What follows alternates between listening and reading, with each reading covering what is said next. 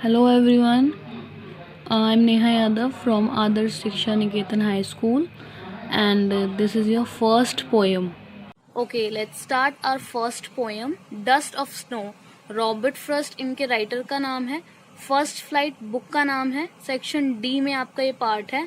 ये पोयम छोटी सी पोयम है, एक कविता है जिसमें कवि के स्टेट ऑफ माइंड को एक कौवा किस तरीके से चेंज कर देता है। एक छोटी सी घटना उसके साथ घटती है और उसका जो पूरा स्टेट ऑफ माइंड होता है वो चेंज हो जाता है। इसके बारे में ये कविता है। Okay, let's start. It is highly symbolical poem. At this surface, it tells a very trivial incident. ये एक प्रतीकात्मक symbolical poem है क्योंकि जो surface है इसका it tells a very trivial incident. बहुत छोटी सी घटना को बताता है। The poet is standing beneath a hemlock tree. जो कवि है वो एक hemlock tree, धतूरे का पेड़, hemlock tree होता है धतूरे का पेड़, उसके नीचे खड़ा हुआ होता है। It is very cold and snow is falling. बहुत ज्यादा ठंड होती है और बर्फ गिर रही होती है। A crow is sitting on one of the branches of the tree. एक कौवा एक पेड़ की शाखा के ऊपर बैठा हुआ होता है। It wings get covered with the fine particles of the snow. और उसके जो पंख होते हैं, कौवे के पंख जो होते हैं वो कवर्ड होते हैं, पूरे तरीके से भरे हुए होते हैं particles of the snow. Particles मतलब कण, स्नो बर्फ के कणों से भरे हुए होते हैं। The crow shook itself and snow falls on the poet. जो कौवा होता है, क्रो होता है, वो अपने आप को इस तरीके से झटकता है कि जो बर्फ होती है उसकी वो सारी पोएट के ऊपर जाके गिर जाती है। This little incident brings about a sudden change in the poet's state of mind. ये छोटी सी घटना उसके जो पोएट का जो माइंड होता है उस पे बहुत असर डालती है और एक चेंज लेकर आती है। सडनली एक चेंज आता है उसके माइंड में। He feels that it has saved the rest of his day. उसको ये महसूस होता है कि इस तरीके से उसका जो बाकी का बचा हुआ दिन था वो बच गया, क्योंकि बर्फ पड़ने से और बर्फ ठंड की वजह से वो घर के अंदर ही था, कोई काम नहीं कर पा रहा था। So now he won't let his day be wasted. अब वो क्या करेगा, अपना दिन वेस्ट नहीं होने देगा। Simply because the snow is falling, क्योंकि बर्फ गिर रही है, इस वजह से वो अपना बाकी का दिन वेस्ट नहीं करेगा। Like the crow, he too shall shake off his interior and go about the business as usual. वो कौवे की तरह अपना जो अंदर का उसका इंटीरियर है, अंदर से जो भी है उसको शेक करेगा, उसकी जो जड़ता है उसको खत्म कर देगा।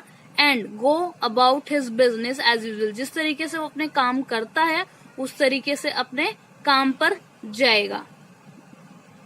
ओके, अब आपका असाइनमेंट वर्क है ये। आपको क्वेश्चन आंसर्स हैं उस पोएम के, डस्ट ऑफ स्नो के क्वेश्चन आंसर्स हैं, शॉर्ट आंसर क्वेश्चंस हैं। पहला क्वेश्चन है आपका, इनको आपको असाइनमेंट में सबमिट करना है और अपनी कॉपीज में नोट डाउन करने हैं रजिस्टर्स पे। Describe briefly the scene describe by the frost in his poem.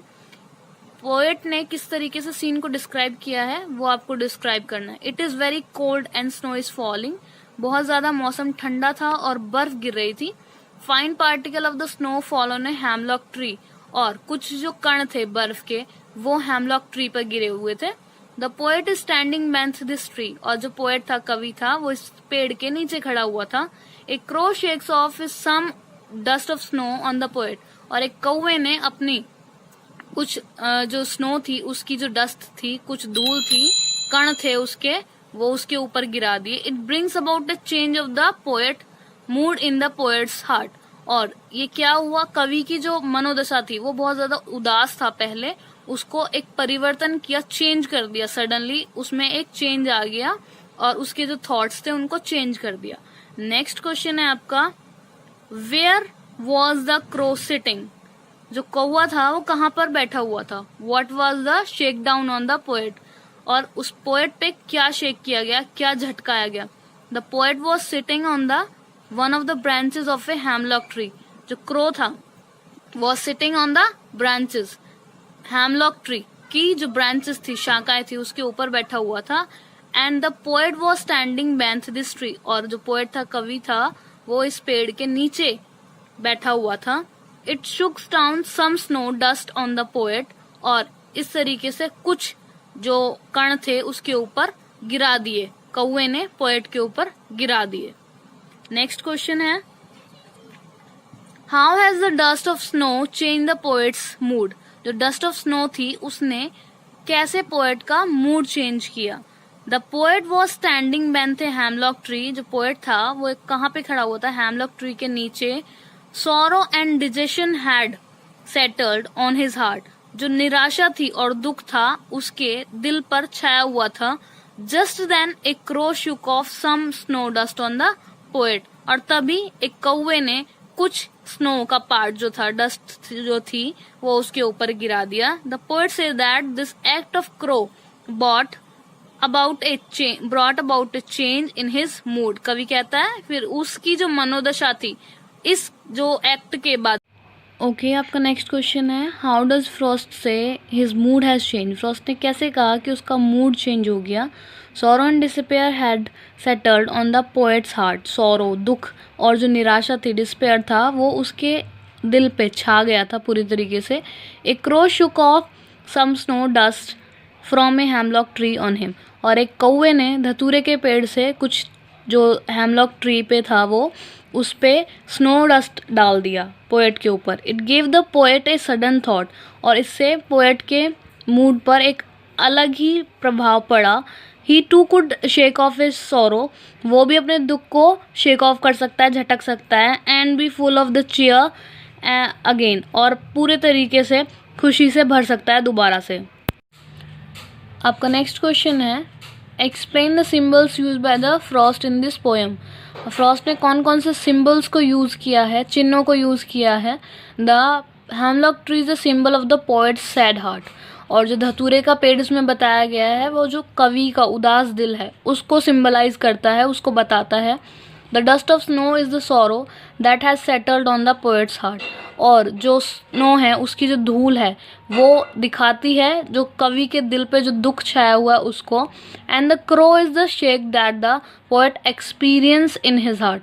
और कौवा जो है वो झटका है जो एक्सपीरियंस करता है कवि अपने दिल में, जो उसको झटका लगता है वो कौवा उसको दर्शाता है। आपका नेक्स्ट क्वेश्चन है, how did the dust of snow effect the poet in the dust of snow. जो डस्ट ऑफ स्नो है इस पोएम के अंदर वो किस तरीके से इफेक्ट करती है पोएट को इस पोएम के अंदर। The poet was standing beneath a hemlock tree. A crow shook off the dust of snow and that had fallen it. बार बार से क्वेश्चंस रिपीट हो रहे हैं, आंसर्स भी सेम रिपीट हो रहे हैं। आपका थोड़ा सा ये थोड़ी सी पोएम है, आप सेंट्रल आइडिया लर्न करके एक बार में ही इसको समझ सकते हैं। पोएट जो था वो हैमलॉक ट्री के नीचे खड़ा हुआ था। एक क्रो आता है, शुक ऑफ करता है डस्ट ऑफ स्नो को पोएट के ऊपर और वो गिर जाती है उसके ऊपर। When this dust fall on the poet, जब ये फॉल होती है, डस्ट जो होती है पोएट के ऊपर गिरती है, a sudden change came in his mood. और एक अलग सा महसूस होता है उसको, तभी उसके अंदर चेंज आ जाता है। It ended all the regretted that had field his mind. और अचानक से उसका जो मूड होता है वो चेंज होता है और उसके बाद उसको रिग्रेट होता है और जो भी उसने किया अब तक का कि उसका दिन वेस्ट हुआ, लेकिन जो आगे का दिन है वो उसको बचा सकता है। Thus it saved his day from any further sadness. और जो आगे का दिन है उसमें किसी तरीके की निराशा से अब वो बच सकता है। नेक्स्ट क्वेश्चन है,